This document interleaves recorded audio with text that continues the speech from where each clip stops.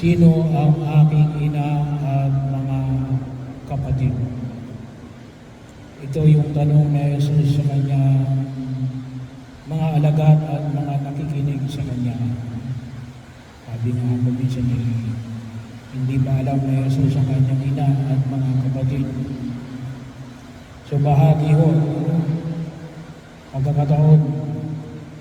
At kung titingnan din po natin, yung mga nasa labas na yun ba ay talagang ina at mga kapatid ni Jesus? Sabi nga natin, at sila pa yung gusto labasin ni Jesus. So bahagi ho, una, sabi nga ako minsan, sinasabi ng ilan nating mga kapatid na hindi Katoliko, hindi totoo yung virgin birth, yung si Maria bilang isang birhen. Bakit? Kasi isa sa kanilang argumento ay may mga kapatid sa Jesus. Alam nyo yung salitang kapatid, kasi yung ginamit na salitang Aramaic, katulad natin, pag sinabi mo kapatid, hindi katulad na English. Sa English ay may one word sila sa kapatid na babae. Mayroon din silang one word na kapatid na lalaki. Brother o sister. So, sa ating Tagalog, kapatid lang na babae o kapatid na lalaki. 2 words, 3 words kung tutusin. Sa Kapampangan, mayroon silang isang salita. So, sa Aramaic din yung salitang kapatid, hindi lang yung iisang pinanggalingan. Maaari din itong kaulugan na yan, kamag-anak, magpinsan, magpamangkin. Ibig sabihin, isang lahi. Kaya, hindi unang lugar na kapag tinranslate natin sa Tagalog, na ang ibig sabihin ng kapatid, may kapatid sa Jesus. Hindi po totoo yun na bahagi ng pagkilos. Kasi nga sabi nga natin kung talagang may kapatid sa Jesus at nandun ang ina ni Jesus. Yun bagay matitiis sila na sa labas sila at naroon sa loob sa Jesus nangangarap, siguradong papasok sila. Kaya kung tusin, hindi talaga yung ina at kapatid ni Jesus. Kasi kung talagang yun ay ina at kapatid ni Jesus, papasok yun at pupuntahan sa Jesus at makikinig sa Kanya. So bahagi ko yung nanawa, maunawaan natin na si Jesus ay iisang anak ni Maria. Bahagi yun nanawa, maunawaan natin. Kasi yun ay bahagi ng pagkilos na alin. Yun yung translation mula sa salitang Aramaic. Pangalawa, yung po kapatid. Sino yung kapatid ni Jesus? Yung mga nananalig sa Kanya. Kaya nga kung tutusin, maliw yung sabihin na si Papa Jesus. Theologically wrong yun. Hindi mo pwede natin tawagin Papa si Jesus o Ama si Jesus. Ang Ama natin ay sino? Yahweh. Ang Diyos Ama. O kung tawagin ko ay Elohim or El Shaddai o Jehovah. Yun yung Ama. Alam ko minsan may makita kayong mga magulang, oh, ayun, yun, si Papa Jesus, magdarasal tayo. Hindi po tama yung kapatid natin si Jesus.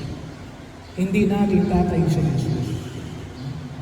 Kaya ang tawag natin ay tatlong persona sa iisang Diyos. Si Jesus ay hindi ang Ama. At si Yahweh hindi si Jesus.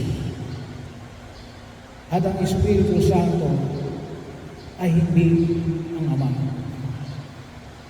Iisa, pero tatlong persona. Kaya bahagi nyo, kaya nga, ang talagang tawag dapat natin kay siya din, utol. Kapatid natin si Jesus. Pagkakataon mo yung manawa, makita ko natin. Sabi nga ko natin, yung salitang kapatid, ay nanggaling saan? Isa yung pinagpatiran. Isa yung pinagpatiran natin. Yung puso na pinatid sa atin sa iisang ina. Yun ang, kaya ang tawag natin ay kapatid. Isa yung pinagkapatiran. Yun ang tinatawag natin physical brotherhood or physical sisterhood. Bahagi mo yun. Pero sa ating pananampalataya, isa yung pinagkapatiran natin. Saan? Tayo ay lahat yan ipinatid sa Ama. Sa dulot ng ating pakipagkapatid kay Jesus. Bahagi yun. Ano yung pinagkapatiran sa atin? Sa biyaya ng sakramento ng binyag na ipinagkaloob sa atin sa pamagitan ng paghihirap, pagkamatay at muling pagkabuhay ng ating Panginoong Jesucristo. Ang dugo na dumaloy sa krus ng ating Panginoong Jesucristo ang naging dahilan kung bakit tayo ay naging kapatid ni Jesus. Kaya bahagi yun natin. Pag sinabi natin kapatid, very intimate yun. Kasi isa yung pinagdugtungan natin. Isa yung pinanggalingan natin. Sa ngayon sa ipinahayag niya ay paano? Yung mga nakikinig at sumusunod sa kanyang kalooban. Kaya nawa, yun ang bigyan natin na higit ng pagkakataon. Mapahalagahan natin ang pagiging tunay natin kapatid kay Jesus sa pamagitan ng pakikinig at pagsunod sa kanyang kalooban. Kapag hindi tayo nakikinig at sumusunod sa kanyang kalooban, inaalis natin ang ating sarili bilang kabahagi ng pamilya ng Diyos. Inaalis natin yung ating pagkakapatid kay Jesus. Kaya sana mapahalagahan natin yung biyaya na ito na ipinagkaloob ng Diyos. Kaya ang tawag natin ay tayong mga anak ng Diyos. Bakit? Gawa ni Jesus. Kaya tayo naging anak ng Diyos, gawa ni Jesus. Kasi inari niya tayo natin. Hindi iba, kundi kapatid. Kaya sana makita natin yung connection na ito. Yung connection natin sa pag-ibahagi natin sa pagka-Diyos ni Jesus. At yun po ay napaka-makapangyarihan. Kapatid ko si Jesus, anak ako ng Diyos. Nawa po ay yun ang magdudulot sa atin ng kaligtasan. Kasi yun ang dulot na Jesus.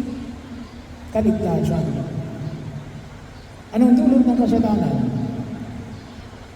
Kapahamakan, kahirapan, kaguluhan. Kaya, higit natin papakinabangan ang kanyang pagpapala. Bakit? Kasi tayo ay nagpapahalaga sa biyaya na ipinagkaloob ng Diyos kasi ninais niya tayo ay maging kanyang mga kapatid.